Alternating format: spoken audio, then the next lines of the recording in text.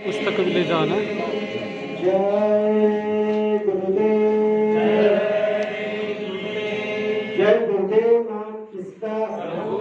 ये नाम नहीं इंसान का, ये नाम है भगवान का। आओ सतयुग आपका हार्दिक स्वागत है। तो प्रेम से बोलिए जय गुरुदेव। जय गुरुदेव। विश्व विख्यात योग पुरुष परम संत बाबा जय गुरुदेव जी महाराज, इनके चरणों में अर्घ्य प्रणाम। ईश्वर भगवान उनके दृश्य अदृश्य शक्तियों को भी कोटि कोटि प्रणाम। यहाँ पर उपस्थित सभी सत्संगी प्रेमी माता पिता सभी को मेरा प्यार भरा जय गुरुदेव। गुरु को कीजिए दंडवत, गुरु को कीजिए दंडवत, कोटि कोटि प्रणाम। इन क्या जाने भीम को गुरु करने आप समान। गुरु को रखिए सर्वमाथे, चले आज्ञा माही, कहे कबीरता दास को तीन लोक में है। गुरु को आप समान करना मतलब गुरु के वचन पर चलना। आज का दिन बड़ा पावन है, बड़ा शुभ है। आज हम आपने यहाँ पर सुना कि आज कार्तिक पूर्णिमा, आज के दिन गुरु नानक की जयंती, और यहाँ हर महीने में पूनम का कार्यक्रम होता है। जिस जगह पर हम बैठे हुए हैं वो कोई साधारण जगह नहीं है। हम आपको बुलंद आवाज में गुरु महाराज ने इसी जगह पर कह दिया कि इस जगह पर जो भी आएगा उस पर दया बरसेगी। इसीलिए तो गुरु महाराज ने कहा कि आश्रम टॉप पे चलेगा। टॉप पे कब चलता है? वहां कुछ आपको मिलेगा तब तो टॉप पे चलने वाला है। और ऐसे अनामी महाप्रभु, ये हम आप इनको पहचान नहीं सकते। इनको हम हमारी औकात नहीं, ना हमारे पास इतना ज्ञान है, ना इतने हमारे पास पहुंच है, लेकिन स्वयं गुरु महाराज हमको बता रहे हैं। स्वयं गुरु ने परिचय दिया तब हमको थोड़ा समझ में आया, थोड़ा ज्ञान आया। हमको ना देवी देवता मालूम थी, ना पाप मालूम था, ना पुण्य मालूम था, ना कोई कुछ भी देवी देवता का अर्थ मालूम नहीं था, ना ये मनुष्य शरीर कब मिला, कैसा मिला, चौरासी योनि क्या होती है, इसमें जीवात्मा कब आती है, कैसी आती है, मरने के बाद कहाँ जाती है, ये कौन बता सकते हैं? ऐसे अनामी महाप्रभु स्वयं दूर धाम के वासी इस जिस जगह पर आए, हम कितने परम सौभाग्यशाली जो है। उन्होंने कहा कि मैं जब यहाँ आया हूँ तो कुछ देने के लिए आया हूँ, इस परिसर में देने के लिए आए हैं। स्वयं बाबा जय गुरुदेव जी महाराज ने कहा कि जब न्यू धर्म की हिलती है, कोई हस्ती खुदा से उतरती है, भूले भटके जीवों पर रहमत की नजर वो करती है। जो हुए पास नहीं आती, पाप से दबी है, पास उनको बुलाकर राहे खुदाई चलाती है। जो काम दवा से नहीं होता वो काम दुआ से होता है, और ऐसे काबिल मुर्शिद मिलते हैं तो बात खुदा से होती है। हम आप लोग पापी चूके, इन्होंने हमको पास बुलाया और जबरदस्ती बिल्कुल हमको नाम का दान दिया। नाम का दान क्यों दिया? इस कलयुग का विधि का विधान है। इस कलयुग केवल नाम आधारा, सुमिर सुमिर नरोत्तरी भव पारा। इस कलयुग में जो भी जीव नाम लेगा उसके आधार से इस भवसागर से पार होगा, अन्यथा पार होने वाले नहीं। इसीलिए तो गुरु महाराज ने क्या कहा, पहले आप क्या करो, जो जो आपको गुरु ने वचन बताए उस पर आप प्रकाश डालो। इस पर गुरु महाराज ने कहा गुरु वचन को रखना संभाल के, एक एक वचन में गहरा राज है। जिन्होंने महिमा जान ली गुरु की, उसकी डूबाई कभी नहीं जहाज में। इस जगत में उनकी जहाज कभी डूबने वाली नहीं। इस भवसागर जो हम यहाँ पर है, फिर गुरु महाराज ने क्या कहा, बीज पड़े और अंकुर ना फूटे, ऐसा कभी हो सकता है? तो हमको पहले गुरु महाराज ने बीज डाल दिया, किसका? नाम का। फिर गुरु महाराज ने कहा कि गुरु का ध्यान कर प्यारे, बिना इसी के नहीं छूटना, गुरु के नाम के रंग में रंग जा, मिले कोई नीचे धाम अपना। जब हमको गुरु महाराज ने नाम दिया तब तो हमको यहाँ से अपने धाम ले जाने के लिए जा सकते हैं, वरना थोड़ी जाने वाले। तो हमको गुरु महाराज ने नाम का दान दिया। दो नाम के दान दिए। कौन सा? एक वरदान नाम जो जय गुरुदेव नाम है, जो उनके शब्दों के अधीन होते हैं। वो सतयुग में जिस तरह से नारायण नाम था, त्रेता में राम नाम था, द्वापर में कृष्ण नाम था, और इस कलयुग के अंदर में बाबा जय गुरुदेव जी महाराज ने जय गुरुदेव नाम हम आपके पास सामने रख दिया और सबको कह दिया कि ये जय गुरुदेव नाम से आपकी मदद मिलेगी। लेकिन कब? जब आप विश्वास करोगे, श्रद्धा करोगे, तब तो काम मिलेगा। मेरे सदुर होने वाला है। फिर गुरु महाराज ने कहा कि दीप जले और अंधेरा ना मिटे, ऐसा कभी हो सकता है? दीप हमको अगर जलाना है तो क्या होता है, जब दीप जलता है तो प्रकाश नहीं होता, अंधेरा मिटता है। हम आपको ये ज्ञान गुरु महाराज ने करा दिया। दूसरी बात गुरु महाराज ने क्या कहा, जब आप मथुरा में गए, दिल्ली आगे वो अन्ना बाईपास हाईवे पर, तो वहां पर गुरु महाराज ने कहा था कि नाम योग साधना मंदिर है, सभी लोगों को बता देना कि ये गरीबों का मंदिर है। फिर गुरु महाराज ने कहा कि ये मंदिर में जागृत देवता बैठी हुई है, इस मंदिर की पहली सीढ़ी पे अगर आप पत्थर फेंकोगे तो आपकी एक मनोकामना पूरी होगी, आपको वहां कुछ दक्षिणा देना पड़ेगा।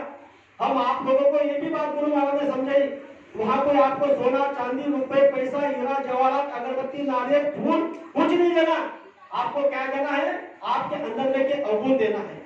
बताओ, फिर गुरु महाराज ने कहा कि जब आप उस जागरूक देवता से कुछ मांगोगे तो आपकी एक मनोकामना पूरी होगी। दूसरी बात, हम जब वहां गए, वहां पर उस जागृत देवता का हमने दर्शन किया, तो वहां पर हमने पढ़ा, एक गोलक के ऊपर में लिखा हुआ था, क्या लिखा हुआ था, यहाँ पर मांस खाने वाला शराब पीने वाला कोई भी धनराशि या पैसा ना डाले। ये सबने सुना। आज हम जगत में देख रहे पूरे विश्व के अंदर में ऐसा कोई मंदिर नहीं है कि वहां पर सिर्फ शाकाहारी का ही पैसा देना चाहते हो, वही एक मंदिर है। जगत में जो भी मंदिर में आप जाओगे वहां पर रिश्वत वाले खराब करने वाले वो हर आदमी वहां धन डाल रहा है। क्यों डाल रहा है? क्योंकि वहां पर उसको ऐसा लगता है कि मैंने अगर ये धन दे दिया तो मेरे कर्म कट जाएंगे, उल्टा ज्यादा पाप हो रहा है।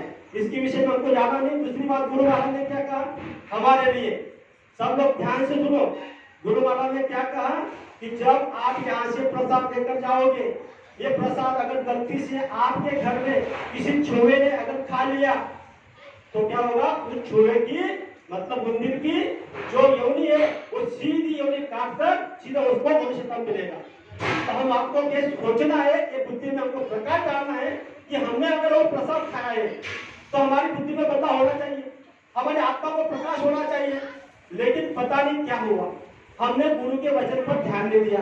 फिर गुरु महाराज ने कहा कि आप आपस में प्रेम से मिलजुल कर रहेंगे। हम अपने छाती पे हाथ रखो कि हम सही में प्रेम से रह रहे, और हम हमारे घर में प्रेम से नहीं रह रहे, ना हम हमारी पति पत्नी में प्रेम है, ना हमारे घर में, ना समाज में, ना गांव में।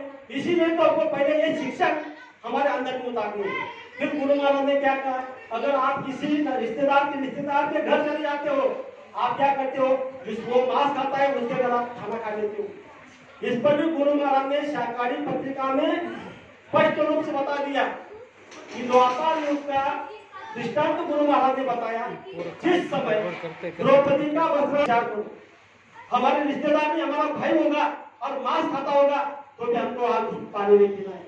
हमको यह शिक्षा गुरु महाराज ने दी है। इसीलिए तो गुरु महाराज ने पहले लिख दिया कि इस गोलक में मांस खाने वाला शराब पीने वाला या धनराशि नहीं डालेगा। दूसरी बात गुरु महाराज ने क्या कही, इस मंदिर की गुम्बद के ऊपर से कोई परिंदा मतलब पंछी अगर जाता होगा उसकी भी योनि कट जाएगी।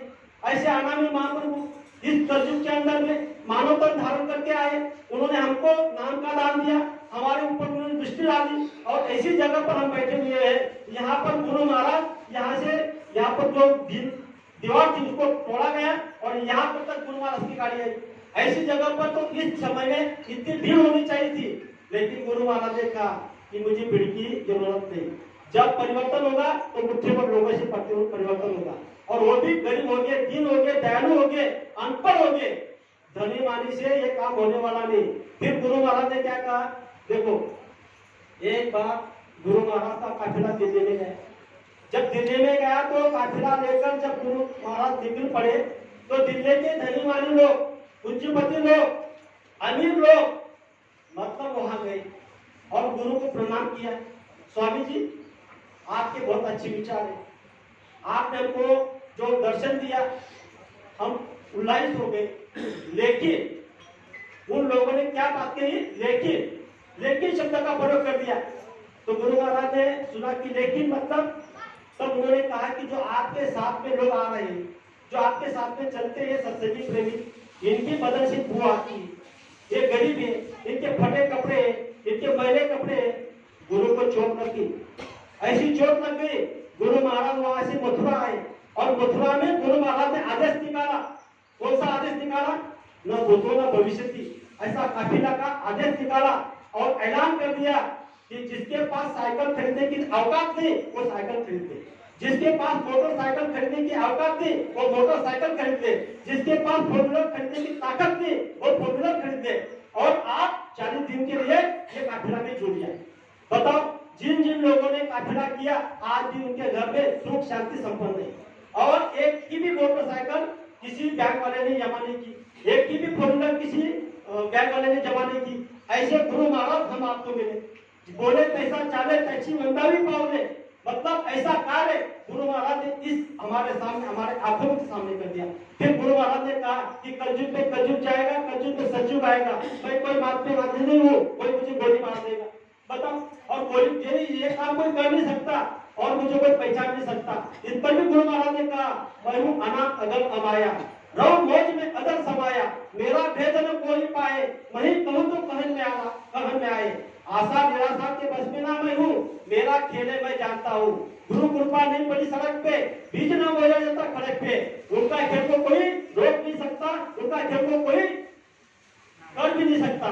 बताओ, तो इसीलिए हम आपको क्या करना है? गुरु पर विश्वास करना है। जब तक हम गुरु पर विश्वास नहीं करेंगे तब तक हमारा कोई भी कल्याण होने वाला नहीं। हमको हर जगह पर धोखा ही धोखा है, लेकिन ऐसे गुरु महाराज इनके चरणों में सिर्फ धोखा नहीं। तो हम आपको गुरु का आदेश का पालन करना है।